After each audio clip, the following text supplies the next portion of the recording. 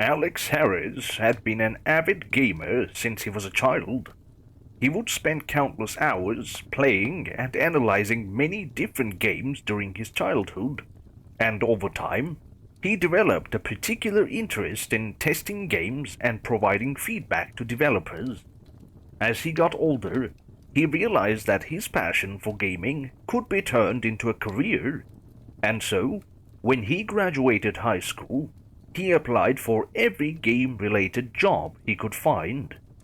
After a few interviews and rejections, Alex finally landed a job as a game tester in the fall of 2010 for a new gaming workplace that had just opened near his home in Ontario, Canada. He was over the moon about it, and when he arrived at the building on his first day, he was given a warm welcome by the people in charge. They gave him a tour of the workplace, told him the rules, and introduced him to the other colleagues who were also working there. After Alex had spent some time socializing with his new colleagues, they gave him his first assignment. Alex's first task was to test a game called China Palace, which was still in its early development stages by a small and lesser known company called Golden Lion Games. The game was described as a first-person styled game about a player needing to find some important items and solve puzzles to escape a large Chinese restaurant that they've been accidentally locked in at night. Before a timer runs out, Alex was curious about the details of the game and eagerly went to work in one of the quieter rooms to test the game straight away. As soon as Alex got onto his computer, found the email where the download link was, and booted up the game, he was immediately drawn in by its retro 2000s style. However, he saw that due to hardware issues, some of the 3D objects and textures weren't rendered properly, making the game look slightly outdated and clunky. There were also some elements in the game that felt a little bit odd to Alex. There was no main menu at all when he opened the game, and there were a few elements in the restaurant setting in the game that also looked slightly more ominous than Alex had expected, such as the dim lighting of the restaurant and a repeating, slow bell sound that sounded like a gong playing in the background, with a timer of 20 minutes on the top left corner of the screen. There were also some Chinese-themed decorations scattered around the restaurant that looked historical and ancient, such as statues and lanterns. Despite this, Alex pressed on, happy to test the game to its fullest potential. He didn't really care about most of the glitchy and unfinished stuff in the game, knowing that the developers of it would do something to fix it. It was still in development, after all. As he went further into the game, Alex noticed some more things in the game that caught his attention. They didn't seem odd to Alex at first, but this would soon change as he continued playing. There were some cute, cartoony-looking goat characters that started following him around slowly, with neutral but slightly stern expressions on their faces. Alex didn't think much of them at first, assuming they were just a quirky addition to the game's atmosphere. However, as they became slightly more persistent, he slowly began to feel a slightly odd sense of uneasiness about them, as if there was something sinister about them. They were 2D assets in the game, with those stern expressions frozen on their faces, while they followed the player around slowly. It wasn't until later that Alex discovered the truth. The cartoony-looking goat characters' designs weren't actually original designs made for the game, but had been taken from a cartoon that had been popular in China for many years. This revelation made Alex feel a little more curious about the game's development process. It was clear that the developers had cut corners and taken shortcuts in the game's design. Despite this, Alex continued playing, his mixture of feelings growing more complex with each passing moment of the game's atmosphere. He also found it a bit funny that the designs for the goats were taken from something that was Chinese, considering that the game's setting was literally a Chinese restaurant. Alex was definitely no stranger to horror material in most games. He had some experience playing and looking into some horror games during his childhood, before he graduated from high school and got his job as a test player. Some he was comfortable playing, such as some zombie survival type games, and some he usually stayed away from, with material that might be too over the top for his age at the time. Even so, he felt that a game like China Palace was a bit of a tough nut to crack, despite not having anything like blood or gore anywhere in the game so far. The glitchy style of the game's 3D assets, the low quality of some of the textures and sound effects, and its retro 2000 style was enough to make him feel a little uneasy, but somewhat intrigued at the same time. Despite his slightly uneasy feelings about what he had seen in the game so far, Alex's curiosity got the better of him.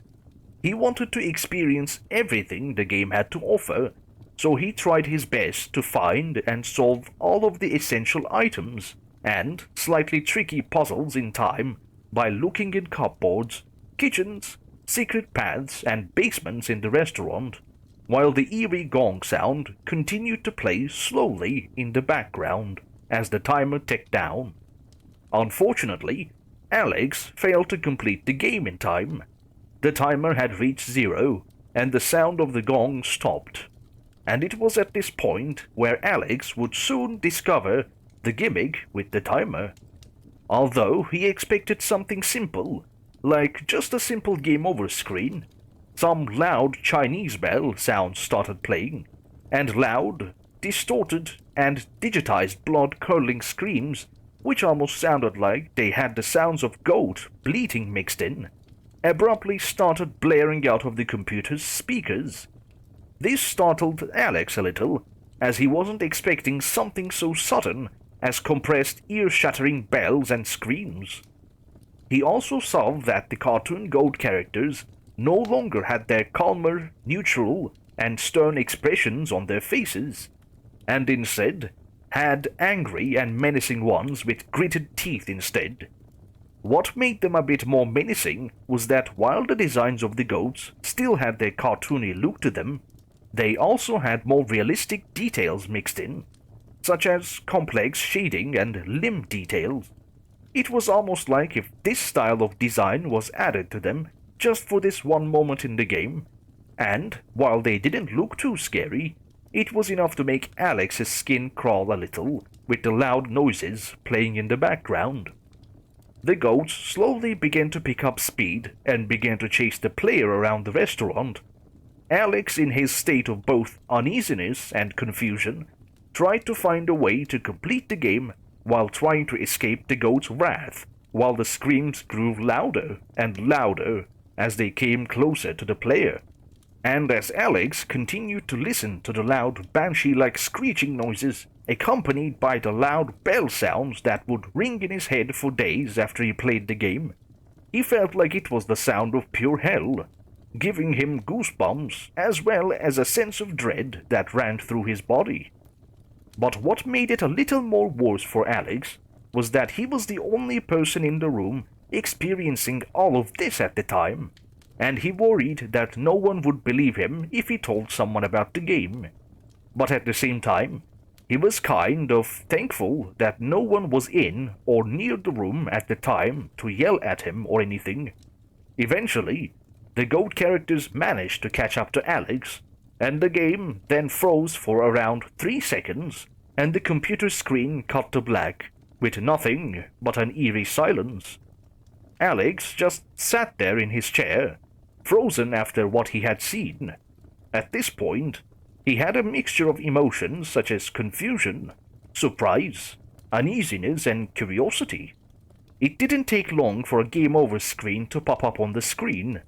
Alex saw a black and white picture of what seemed to be a real building that had suffered a major fire, with the angry face of the cartoon goat characters faded and burned into the picture, along with the words "Game Over" written at the bottom of the picture. It was a little unsettling for Alex, but not too disturbing or frightening. The game then shut down automatically, and the computer screen showed the desktop again. Alex was still sitting in his chair. He wasn't too scared by the things that he had seen in the game, and there wasn't any blood or graphic imagery that was too much for him. But he had a feeling that something just wasn't right with it, and he soon began asking himself questions. What happens at the end if you manage to escape the restaurant? What was the intended audience and age group for the game? Did the developers of it really want to make it this sinister? Were any of the elements in this game based on or inspired by real-life events? Were any of the things shown in the game supposed to represent something that he didn't know about? At that moment, another colleague named James somehow managed to hear the faint, loud noises that were coming from the room where Alex was in, and came into the room, where he saw him sitting in his chair. Luckily, he wasn't mad at him and just wanted to know if everything was alright. He saw Alex's slightly surprised and uneasy face and asked him if he was feeling okay. But Alex just got up and began to walk the office where his managers were, with James escorting him. Alex and James walked into one of the manager's offices, with the manager in the office noticing Alex's slightly concerned face, and told him to come, have a sit down, and talk. Alex began telling him what he had experienced in the game he had played earlier, hoping for an explanation or some kind of reassurance, although he was worried that he might not believe most of the story. The manager simply brushed it off and told him it was probably best for him to take a short break. Alex sat in the office for a little while with a cup of coffee. James was also there, sitting with Alex and comforting him, telling him that these glitches and oddities would be sorted out soon by the developers. Alex knew that James was right, but he couldn't shake the feeling that something was off about the game that he had played earlier, but didn't want to push the issue further. Eventually, a few people in the workplace, including James, began looking into the China Palace game, and soon some of them began feeling the same way Alex had when he had tested the game. Some saw potential in the game's use of its ominous atmosphere, while some thought that some of the game's features should at least be fixed or toned down, such as the blood-curdling screams and some of the hardware problems. Although it was unknown if any of them had tried to complete the whole game without the timer running out, as they considered that aspect of the game extremely difficult to beat. The manager found the email containing the link to the game, hoping to find out what the Golden Lion Games developers' intentions were with the China Palace game. So he sent a few emails to the account that had sent the original email, but never received a response. This only fueled his suspicions further, and he decided to do some research on the company that had developed the game. Not much was found, except for a small website that showcased other games the company had developed, with most of them still in development. China Place was surprisingly also included on the list, but there wasn't much information about the game itself. Despite some of its interesting concepts and possible potential that could have drawn a few people's attention, China Palace was never fully completed, improved, or released for anyone else to see and play. Many people had tried to get in contact with the developers behind the game and ask them what their intentions were, but to no avail. Many assumed that the game and its company were most likely some sort of prank made by someone who had nothing better to do, which might possibly explain why the supposed company wasn't responding to the manager's emails. The email that had the game, its files, and the link was eventually discarded, making the entire China Palace game a piece of lost media. Years later, Alex still continued with his job at the game workplace as a test player, also helping with development on some games. Over the years, he had gained some new friends there that he would talk to and hang out with often, including James, who had become one of his closest friends. He was still an eager worker and was respected by most of his friends, as well as the people in charge of the workplace, and he knew if he was feeling any sort of stress or discomfort, he would come to one of his friends or managers to help sort out his issues. Despite Alex living a better life, doing his job, and making new friends along the way, he just couldn't help but feel a little more curious about the China Palace game he had played all of those years ago. The memory of the cartoon goat characters with their angry expressions and the slightly unsettling appearance of the game over screen still lingered in his mind, and he often wondered what would have happened if the game had been released to the public for people to play, or if anyone had managed to save the link for the game and had managed to play through the whole thing and get to the end of it. Alex wondered if someday the game would become some sort of an urban legend in the gaming community. But considering the game's obscurity, as well as its short-lived existence, he personally doubted it would be.